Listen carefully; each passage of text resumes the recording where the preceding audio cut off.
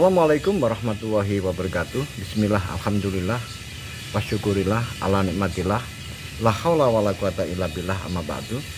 Pemirsa dimanapun Anda berada, sekarang saya berada di lokasi komplek pemakaman Sultan Amangkurat yang pertama, yaitu Raja Besar di Kerajaan Mataram, yaitu putra dari Sultan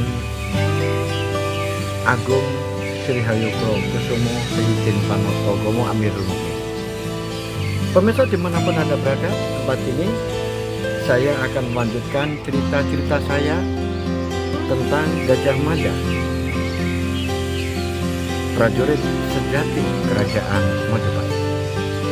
Pemirsa dimanapun Anda berada, di kesempatan yang lalu dijelaskan bahwa Gajah Mada begitu kukuh bakuhnya di dalam mempertahankan pendapatnya karena terkait dengan sumpah yang telah diucapkan 20 tahun yang lalu, sehingga untuk menggenapkan, menyempurnakan apa yang telah menjadi sumpahnya, yaitu sumpah. Karena itu halangan sebesar apapun akan dijalani, termasuk Sunda, baik itu Galuh maupun Pakuan. Menurut Gajah Mada, semuanya sama dengan negeri-negeri yang lain, maka harus mengikuti aturan-aturan Majapahit, harus mempersatukan diri dengan Majapahit, yaitu untuk dalam rangka mempersatukan bumi Nusantara. Pemirsa dimanapun Anda berada, akhirnya Sri Gitarja dan Dyahwiyat, Ibu Suri ini tidak mampu untuk memberikan sebuah penjelasan yang menjadikan Gajah Mada ini menjadi lunak. Oleh sebab itu, pertemuan itu akhirnya diakhiri, dan tentunya Sri Gitarja membawa sebuah beban yang ada di dalam pikirannya, karena dirinya berkehendak untuk melakukan penjajakan. Barangkali putranya, yaitu Prabu Hayam Wuruk, bisa disandingkan dengan putri Prabu Linggobuwono, yaitu putri dari Pemirsa dimanapun Anda berada.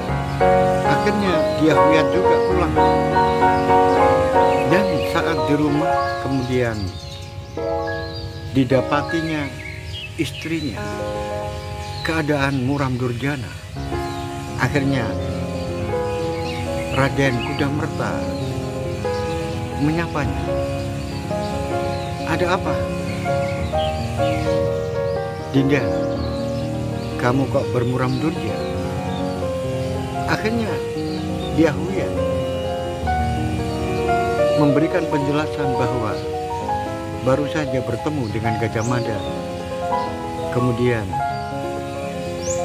antara kakakku, Kakang Mbok Sri Gitarja, dengan aku untuk memberikan penjelasan tentang Sunda kepada Mahapati Gajah Mada, dengan harapan agar jangan pernah mau melakukan penyerbuan terhadap Sunda. Oleh sebab itu, kasihan Kakang Mbok, karena baru saja melakukan pengiriman seorang pelukis untuk menggambar putri Prabu Linggobuwono, tetapi Gajah Mada justru malah mengirimkan Gajah Henggur yang katanya untuk memberikan kepastian apakah dia sanggup menyatu dalam persatuan Nusantara atau tidak. Dan ini merupakan sinyal yang berbahaya. Oleh sebab itu, Kakang, tolonglah Gajah Mada bagaimana bisa lunak hatinya sehingga tidak melakukan penyerbuan kepada Sunda. Waduh, kalau aku jelas tidak mampu untuk bisa menghadapi Gajah Mada. Apapun Aku selalu di bawah Gajah Mada. Diplomasinya, apalagi ilmu kesaktian. Aku tidak bisa menandingi yang namanya Mahapatih Gajah Mada. Satu-satunya orang yang bisa menundukkan Gajah Mada adalah keponakannya, yaitu Prabu Hayam Wuruk itu sendiri. Karena kalau Prabu Hayam Wuruk yang berkata, maka Gajah Mada tidak akan bisa melakukan apa-apa. Kalau Hayam Wuruk melakukan pelarangan, jangan sampai menyerbu Sunda, maka tidak akan pernah akan ada penyerbuan ke Sunda. Begitu ya kakak, itu menurut saya juga begitu. Baiklah, kalau begitu nanti akan saya sampaikan kepada Kakang Mbok, yaitu Sri Gitarja, agar menyampaikan hal itu kepada putranya, yaitu anak emas Prabu Hayam. Pemirsa dimanapun Anda berada, sementara waktu penjagaan di istana yang dikepalai oleh Senopati Macan Bliwung, setiap hari istana selalu dijaga dengan begitu ketat. Di 4 penjuru, baik dari pintu barat, pintu utama, yaitu Purowakro, dan pintu-pintu yang lain dijaga dengan begitu ketat. Sore obor-obor sudah berjajar menerangi lorong-lorong, gang-gang yang ada di komplek Kota Raja, Istana Kerajaan Majapahit. Sore itu Macan Bliwung dan para prajurit Bayangkara yang berjaga di Keraton Majapahit, tentunya yang utama adalah menjaga keselamatan Prabu Hayam Wuruk dan Ibu Suri, serta para menteri yang lain yang tinggal di komplek Istana Keraton Majapahit. Tiba-tiba di pintu utama, yaitu Purowakro, maka melintas Gajah Mada dengan naik kuda yang tidak begitu kencang. Kemudian tentunya Macan Bliwung karena melihat Gajah Mada yang dilihatnya dari penjagaan panggung, yaitu ada pos panggung yang ada di pintu utama, yaitu Purowakro, maka disapanya dari jarak jauh, "Wahai Kakang Gajah Mada, selamat datang." Demikian juga diikuti oleh prajurit-prajurit yang lain. Tetapi aneh, Gajah Mada tidak menyuarakan apapun, tetapi menoleh dan melambaikan tangannya. Setelah itu, kuda mengarah ke alun-alun, sehingga menimbulkan pertanyaan bagi Macan Bliwung, "Ada apa Kakang Gajah Mada? Kok menuju alun-alun? Ini kan sudah malam." Akhirnya Macan Bliwung dan anak buahnya turun dari pos penjagaan yang panggung itu tadi, kemudian mengikuti jalan di mana Gajah Mada menuju ke alun-alun. Setelah turun, maka datanglah seorang pemuda yang namanya Gajah Sagoro. "Ada apa, Senopati? Kok kelihatannya buru-buru?" "Aku baru saja melihat Gajah Mada menuju ke alun-alun.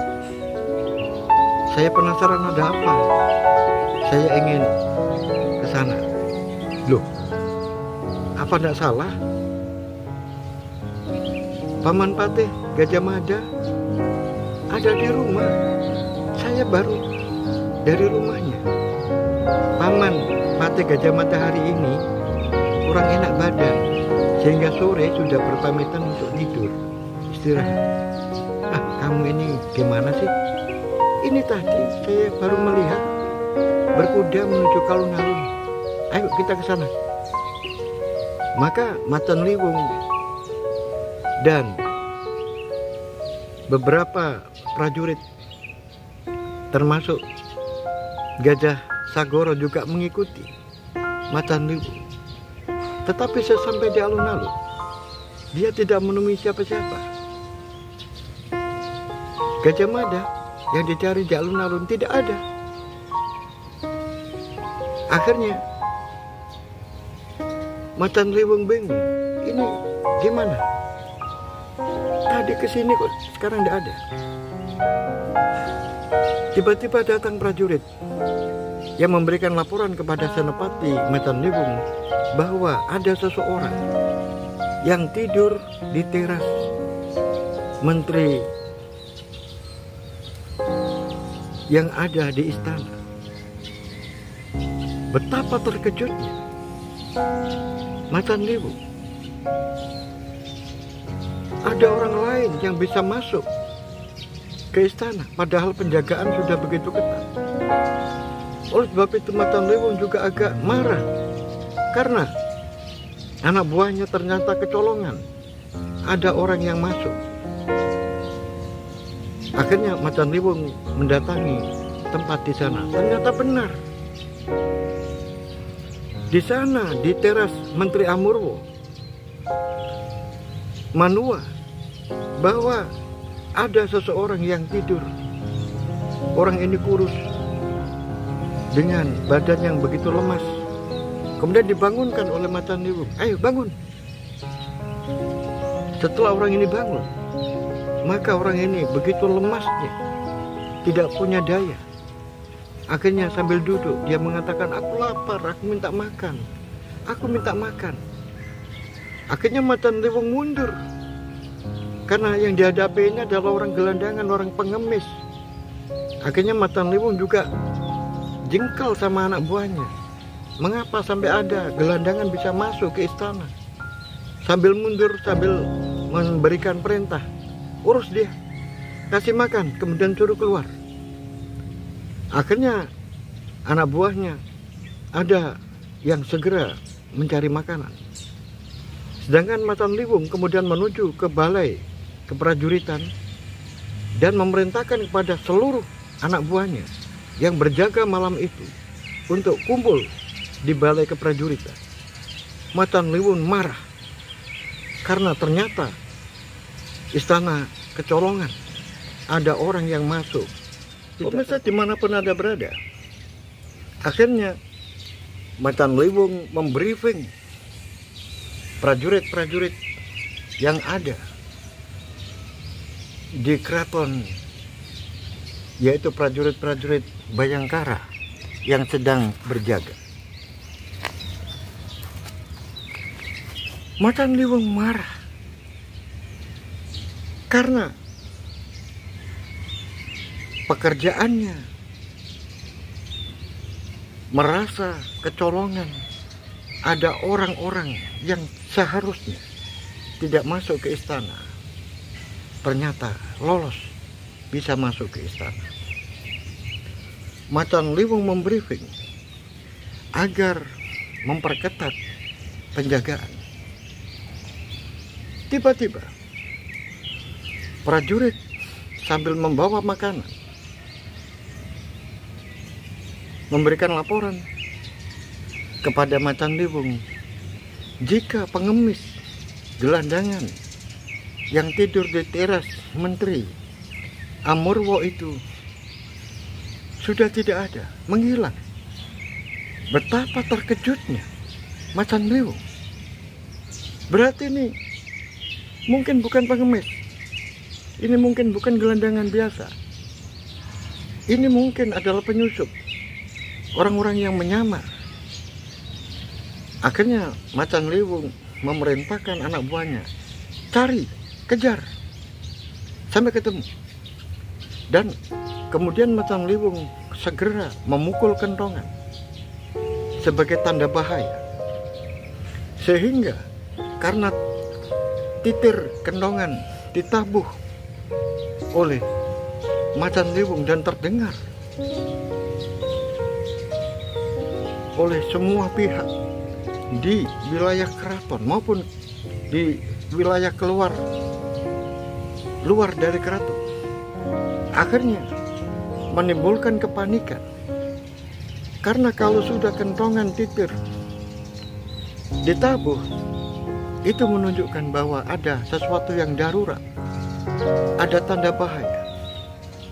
Sampai-sampai Prabu Hayam Wuruk dan seluruh kerabatnya sesuai dengan perjanjian, kalau ada kentong titir tanda bahaya, maka segera keluarga raja ini segera kumpul di suatu tempat, yang mana tempat ini menyerupai sebuah meja. Tetapi kalau meja ini diputar, maka di situ ada ruang bawah tanah yang menghubungkan suatu tempat, dan ini memang sebuah tempat yang sangat rahasia. Akhirnya anggota keluarga dia Raja Hayam Wuruk, ayahnya Cakradhara dan ibunya Tribhuwana Punggalaja, dan adik-adiknya Hayam Wuruk serta bibinya yaitu Dyawiyat dan Raden Kudamerta dan anak-anaknya semuanya berkumpul menjadi satu. Sambil mereka, Raden Cakradhara dan Raden Kudamerta sambil membawa pedang yang telanjang, artinya terhunus, karena ada sesuatu yang darurat. Pemirsa dimanapun ada berada, ketika para prajurit panik karena masih belum bisa menemukan orang yang dianggap sebagai penyusup itu, tiba-tiba di Gapura Purwakro datanglah Gajah Mada. Akhirnya Macan Liwung diberikan laporan bahwa Patih Gajah Mada sudah kelihatan melewati Purwakro. Macan Liwung segera menuju ke depan Purwakro memapak datangnya Gajah Mada, karena dia tidak yakin kalau yang datang itu adalah Gajah Mada, karena Gajah Mada baru saja datang yang menuju ke alun-alun, kemudian dicari tidak ada.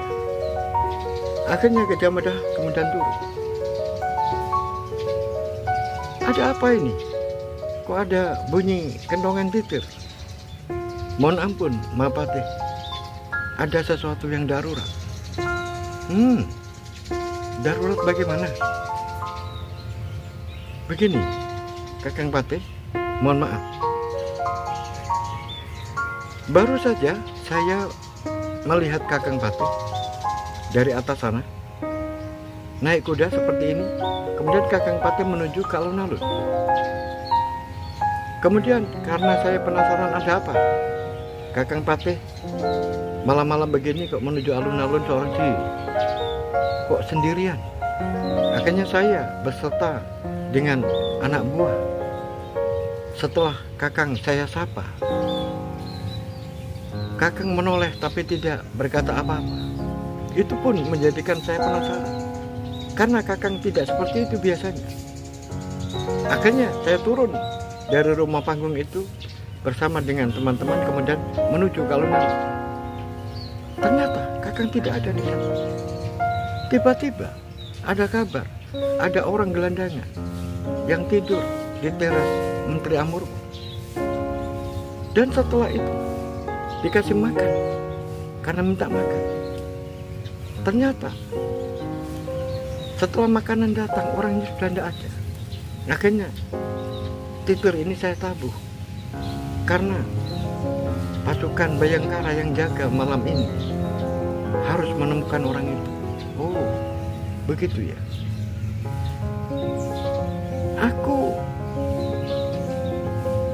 ada di rumah sejak sore karena badanku kurang enak. Aku agak meriang. Akhirnya aku minta pamit, izin untuk tidur sore. Kalau kamu ingin bukti, mana ada Gajah Sagoro di sini? Saya, Paman Patih, sudah saya jelaskan kalau Paman dalam keadaan kurang enak badan dan tidur.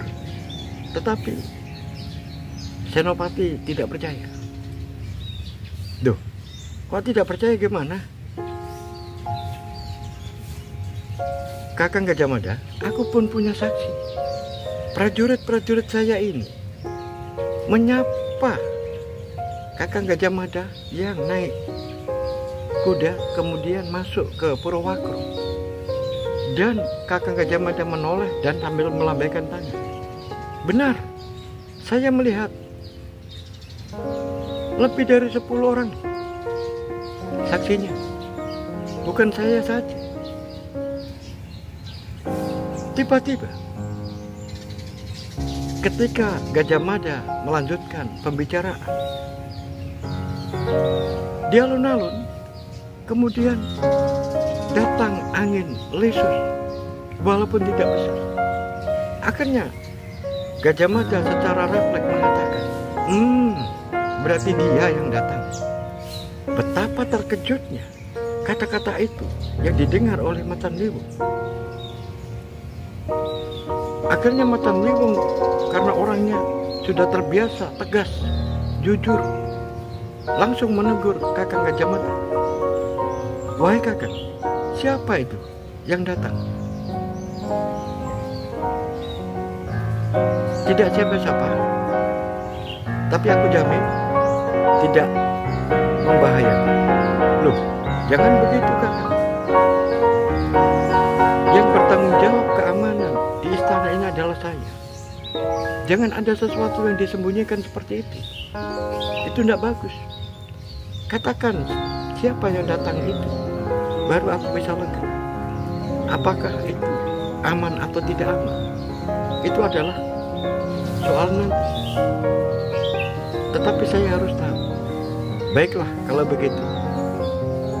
Pemirsa dimanapun Anda berada, akhirnya Gajah Mada mengatakan kepada Matan Liwung begini, mana ada Gagak Bongol di sini? Saya Kakang di sini. Kamu sini. Gajah Sagoro mana? Saya Paman Patih. Kamu ikut saya ke tengah alun-alun. Nanti melekan sampai semalam suntuk di bawah pohon Brahmastono atau pohon berigi. Baiklah, baiklah Kakang, saya akan mengikuti. Dan untuk kamu Matan Liwung, laksanakan tugasmu sesuai dengan apa yang menjadi petunjuk selama ini, yaitu diperketat, jangan sampai ada orang yang masuk. Baiklah Kakang. Pemirsa dimanapun Anda berada, akhirnya Patih Gajah Mada melekan di alun-alun itu bersama Gajah Sagoro, putranya Gajah Enggon, dan Gagak Bongol semalam suntuk. Tetapi tidak ditemui orang yang menjadi angan-angan Mahapati Gajah Mada, yaitu Ajar Wintias Merti. Tetapi setelah pagi, Bang Wetan sudah mulai nyemburan. Kemudian Gajah Mada pulang. Tiba-tiba di teras rumah Patih Gajah Mada ada orang tidur. Setelah dibangunkan, kamu siapa? Tidur di sini. Kemudian orang ini langsung pergi. Sebelum pergi, tangannya diraih oleh Gajah Mada. Jangan pergi dulu. Kamu siapa? Setelah orang ini menoleh, betapa terkejutnya. Karena orang ini, wajahnya, tubuhnya, tidak ada bedanya dengan Gajah Mada. Sehingga seakan-akan Gajah Mada ini berkaca pada sebuah Koco Brenggolo. Akhirnya dilepaskan tangan. Dan orang ini kemudian pergi dengan pelan-pelan. Dan yang lebih aneh lagi, orang ini kemudian merubah dirinya menjadi seorang pemuda yang gagah perkasa. Dan kemudian lambat laun menua. Dan setelah itu dia adalah pawagal yang ditemuinya di Banculuk, Kenjeran, Surabaya, yaitu kakek buyut dari Gajah Sakoro yang telah memberikan ilmu Reung Samudro kepada dirinya. Dan setelah itu menghilang. Pemirsa dimanapun Anda berada, bagaimanakah kelanjutan dari cerita ini? Oleh sebab itu ikuti terus acara ini awal hingga akhir. Sampai di sini akhirul kalam. Billahi taufiq wal hidayah wa ridho wa dinayah. Assalamualaikum warahmatullahi wabarakatuh. Salam budaya warisan.